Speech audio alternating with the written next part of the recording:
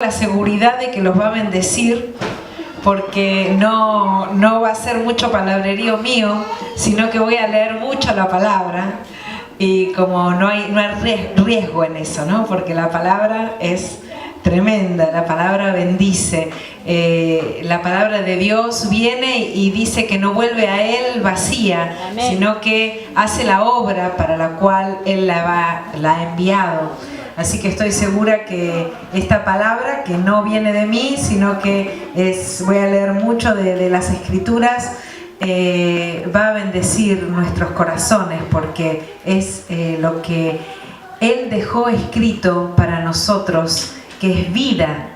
Es vida para nuestra alma, es vida para nuestro cuerpo, es vida para nuestro espíritu. Así que vamos a leer juntos esta noche la palabra de Dios.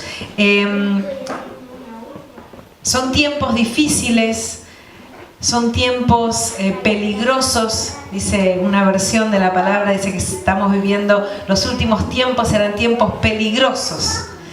Y creo que el peligro más grande es que nos apartemos de la palabra, porque estando fundamentados en la palabra nada nos puede mover. Pero si hay algún peligro, es el peligro de que no conozcamos la palabra y que podamos ser seducidos por enseñanzas de hombres. Así que es importante conocer la palabra. Y esta noche quisiera hacer un recorrido. Noto que lo que a veces nos confunde como pueblo de Dios, como iglesia, cuando escuchamos palabras sueltas, es que muchas veces se nos predica o escuchamos o nosotros analizamos versículos fuera del contexto de la palabra de Dios. Entonces se arman doctrinas tremendas, versículos en palabras que quizás usted está en la palabra, pero está fuera de contexto, fuera del espíritu de la palabra de Dios.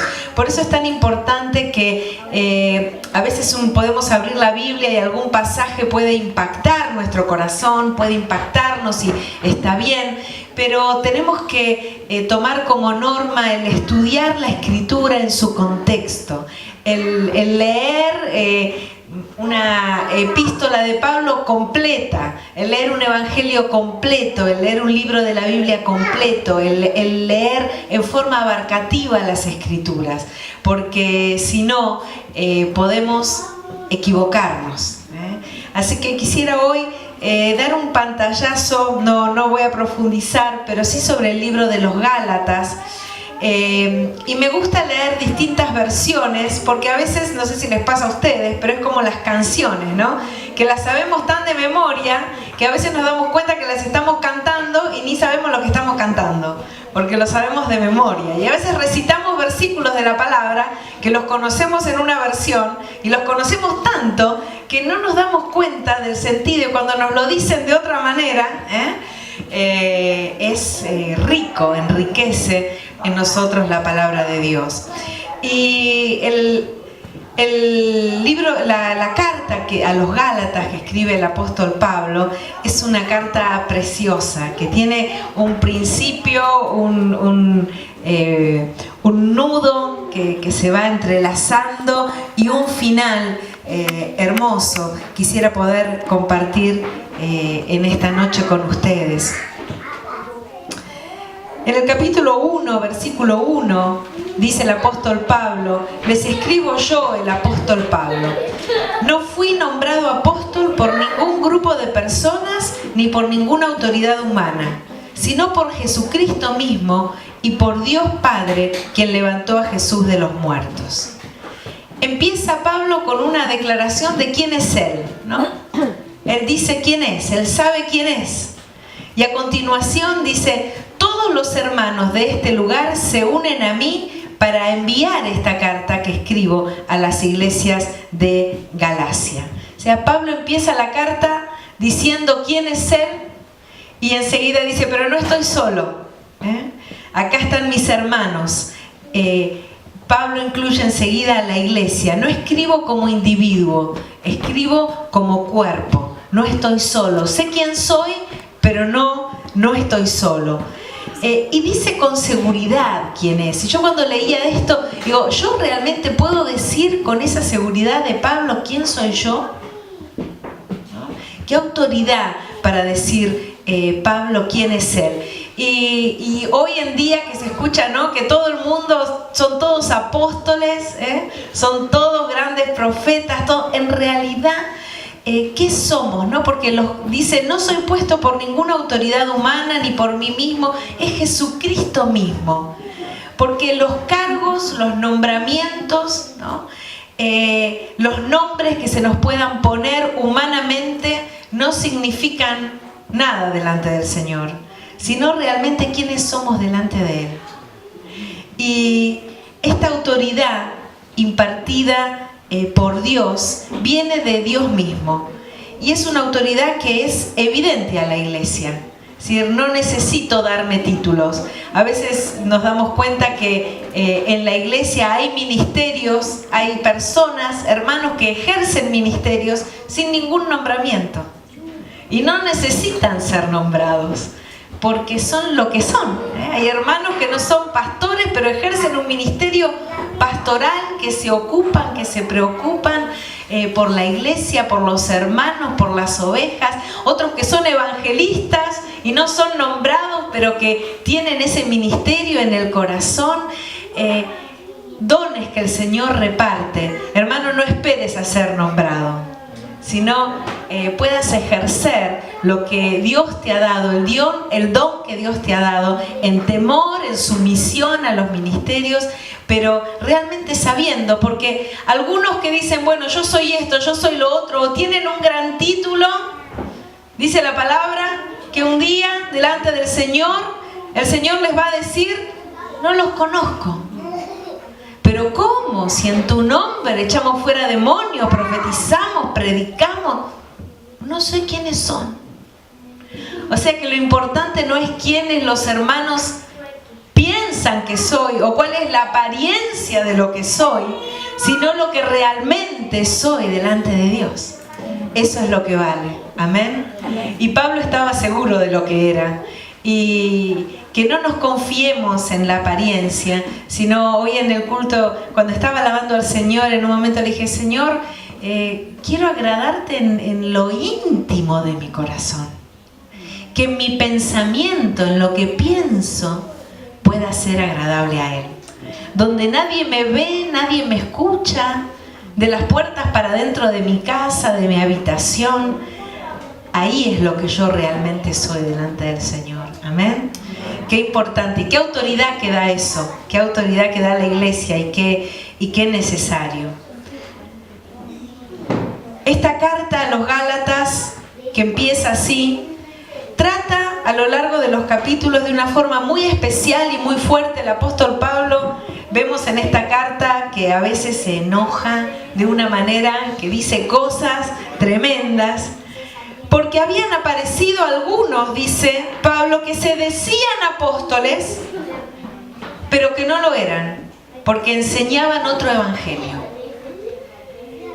Y a lo largo de toda la epístola, él va desarrollando este problema que se había presentado, que no es un problema solo de Pablo de la época de los Gálatas, sino que hoy en día y hasta que el Señor venga va a existir.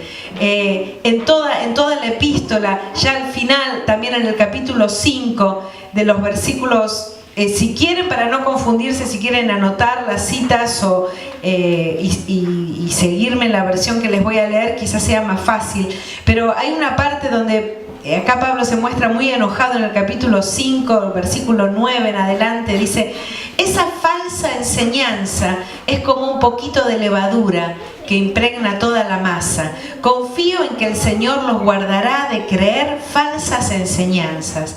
Dios juzgará a la persona que los está confundiendo, sea quien fuere. ¿Cómo me gustaría que esos perturbadores que quieren mutilarlos a ustedes mediante la circuncisión se mutilaran ellos mismos Y otra versión, en la NBI, dice: ojalá que esos instigadores acabaran por mutilarse del todo. Cuando leí eso digo, wow, qué enojado que estaba Pablo, ¿no? Tremendo, muy duro.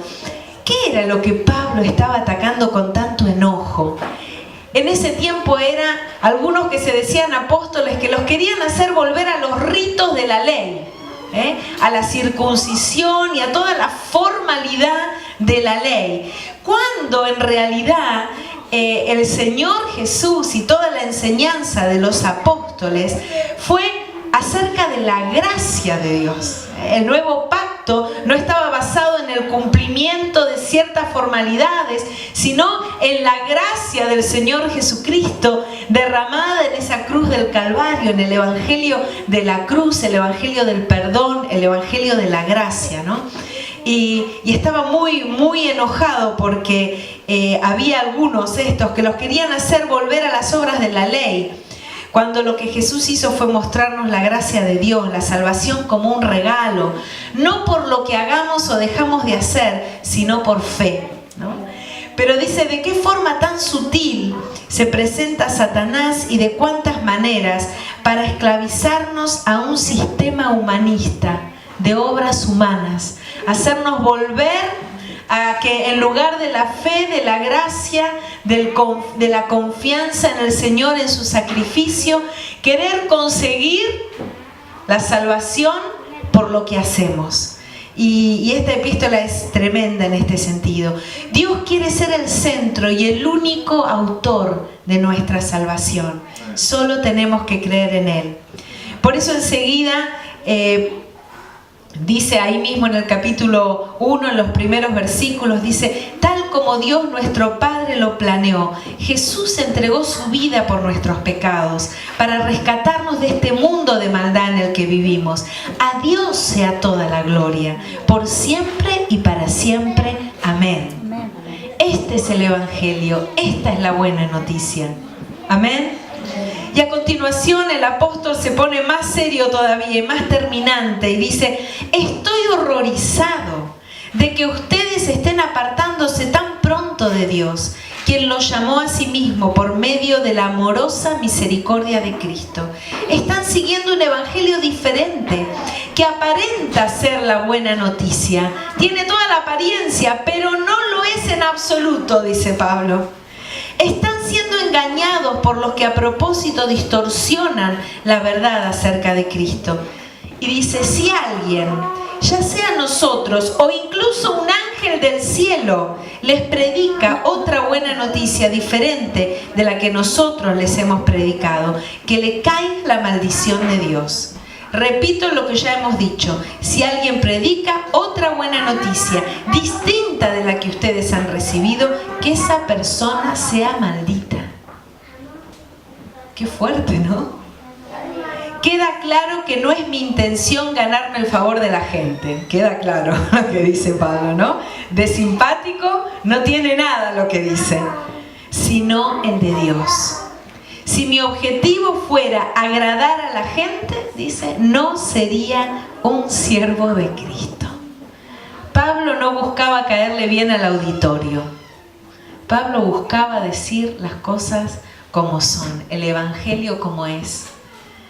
Queda bien claro que es así. Yo me acuerdo que mi papá siempre decía, cuando predicaba una verdad así muy contundente de la Escritura, nos decía: si alguien viene y les dice una cosa distinta de lo que estamos leyendo en la palabra, aunque yo venga y les diga algo distinto, no me crean. Crean a la palabra. Por eso la importancia de conocer, de leer, de escudriñar en la presencia de Dios con el corazón abierto para que nos sea revelado, para que no podamos ser engañados por cualquier apóstol, entre comillas, que pueda predicar algo distinto. Algo que no va a venir, ¿no es cierto?, con una cosa tan evidente, va a ser sutil. ¿Por qué? Porque nosotros vamos a estar preparados. Entonces, para hacernos tambalear tiene que ser algo muy sutil. Pero queda bien claro de que tenemos que estar muy afirmados en la palabra de Dios, porque es algo muy serio. Pablo lo trata con palabras muy serias. Y si en los tiempos de Pablo había engañadores, hoy muchísimo más. Dice la palabra que el espíritu de engaño va a seducir incluso a los escogidos. Así que nuestra responsabilidad es muy grande. Nuestra responsabilidad es conocer la palabra de Dios y escudriñarla a fondo para no ser engañados. Segunda Timoteo, capítulo 3, versículo 12, dice: todo el que quiera vivir una vida de sumisión a Dios en Cristo Jesús, sufrirá persecución. Pero los malos y los impostores serán cada vez más fuertes. Engañarán a otros y ellos mismos serán engañados, dice la palabra. Engañarán a otros y ellos mismos serán engañados. Pero tú debes permanecer fiel a las cosas que se te han enseñado. Sabes que son verdad, porque sabes que puedes confiar en quienes te las enseñaron. Desde la niñez se te han enseñado las Sagradas Escrituras, las cuales te han dado la sabiduría para recibir la salvación que viene por confiar en Cristo Jesús. Toda la Escritura es inspirada por Dios y es útil para enseñarnos lo que es verdad y para hacernos ver lo que está mal en nuestra vida. ¡Qué importante! La Escritura, para hacernos ver lo que es verdad y mostrarnos lo que está mal en nuestra vida. Cuando leemos la palabra tenemos que leerla en este espíritu, no ver lo que está mal en el hermano, sino nos muestra la verdad y lo que está mal en nuestra vida. Amén. Amén. El otro día escuchaba un predicador muy fuerte por internet que predicaba y denunciaba esto, denunciaba lo otro, denunciaba lo de más allá. Y sí, estaba bueno, pero yo digo, qué raro que no me interpela a mí, ¿no? O sea, veo mal aquello, veo mal lo otro, veo mal, pero en cambio, escuchando otro predicador que hace poco lo tuvimos en Capital, el hermano Mark Bermúdez, que tiene una palabra durísima, fuerte, muy fuerte, pero yo sentía que me pegaba a mí, que me daba cachetadas, ¿no?, de un lado y del otro, y que me hacía buscar al Señor para mí. Y esa es la clave, hermano. Esa es la clave cuando la palabra te interpela, porque acá dice que la Escritura nos muestra la verdad y nos muestra lo que está mal en nuestra vida. ¿Amén? Amén. Te muestra lo que hay que cambiar. Nos corrige, dice, cuando estamos equivocados y nos enseña a hacer lo correcto. Esa es la palabra de Dios. Amén. Cuando sentís, uy, acá estoy mal, no tengas duda, es palabra de Dios. Amén. Dios la usa, dice, para preparar y capacitar a su pueblo para que haga toda buena obra. Qué hermosa, qué tremenda es la palabra. Y estoy leyendo, el 80% de lo que hablé son versículos de la palabra. No les estoy diciendo nada que esté afuera. Es tremendo. Conocer las Escrituras, dice, y confiar en las personas que nos transmiten la palabra. ¿Son confiables? ¿Son confiables? ¿Han dado pruebas de permanecer en la verdad? ¿Han dado pruebas? Confiemos entonces. Tienen que ser personas dignas de confianza. Y esto quiere decir con fruto. Y el fruto no es éxito, éxito humano. El fruto es la perseverancia en la verdad a través del tiempo, a través de las pruebas, a través de las dificultades. Siempre están parados ahí. Siempre repiten las mismas cosas. No las cambian, amén. Porque las circunstancias no cambian la palabra. Pablo sigue en el capítulo 2. No solo sabía quién era Pablo, pero a pesar de que sabía quién era, no se la creía, decimos en Argentina. No sé si acá se dice, cuando alguien se la cree, este se la creyó. Pablo era apóstol, sabía que era apóstol, pero no se la creía, sino que Pablo estaba sujeto a los ministerios. En el capítulo 2 habla de que Pablo cuenta que fue a Jerusalén, dice, porque Dios me reveló que debía hacerlo. Jerusalén es figura de la iglesia. Pablo era apóstol, pero no era un llanero solitario. Cuando vemos un apóstol que anda solo, suelto y no rinde cuentas a nadie, cuidado. Pablo, el Señor le mostró que tenía que ir a Jerusalén. Y miren lo que dice en el capítulo 2, versículo 2 en adelante. Dice: durante mi tiempo allí me reuní en privado con los que eran reconocidos como los dirigentes de la iglesia y les presenté el mensaje que predico a los gentiles. Y miren qué dice: quería asegurarme de que estábamos de acuerdo. Necesitaba tener el acuerdo. No se mandaba solo, como decimos en Argentina, me mando solo. Quería asegurarse de que estaba de acuerdo con los dirigentes de la iglesia, que eran reconocidos. Dice: porque temía que todos mis esfuerzos hubieran sido inútiles y que estaba corriendo la carrera en vano. Sin embargo, dice, ellos me respaldaron. Los líderes de la iglesia no tenían nada que agregar a lo que yo predicaba. Santiago, Pedro, Juan, quienes eran considerados pilares de la iglesia, reconocieron el don que Dios me había dado. Nos animaron a seguir predicando a los gentiles mientras ellos continuaban su tarea con los judíos. Qué tremenda la iglesia. Nos da seguridad la iglesia, hermanos. No es que nos mandamos solos, no. Pablo era un apóstol, él sabía que era apóstol, sin embargo necesitaba que Pedro, que Jacobo, que Juan le dieran el ok. Le dijeran: seguí adelante, estamos de acuerdo. ¿Por qué? Porque la iglesia es un cuerpo. Amén. Es muy importante no mandarnos solos, sino buscar el acuerdo. Porque a veces puede ser que tengas una revelación del Señor, un ministerio de parte de Dios, pero que no sea el tiempo. Y que los ministerios que el Señor ha puesto sobre tu vida te tengan que decir: bueno, vamos a cubrir, vamos a orar, vamos a esperar. O que sientas de hacer algo y no sea el tiempo todavía. Pablo supo lo que era la iglesia y someterse a la iglesia. Dios le mostró que tenía que estar de acuerdo con los apóstoles que Dios había levantado. Dice, aunque miren lo que dice en el versículo 6 del capítulo 2, aunque no me interesa lo que fueran, porque Dios no juzga las apariencias, o sea, no es porque eran líderes, por apariencia, dice, su fama de grandes líderes a mí no me afectó para nada, porque Dios no tiene favoritos.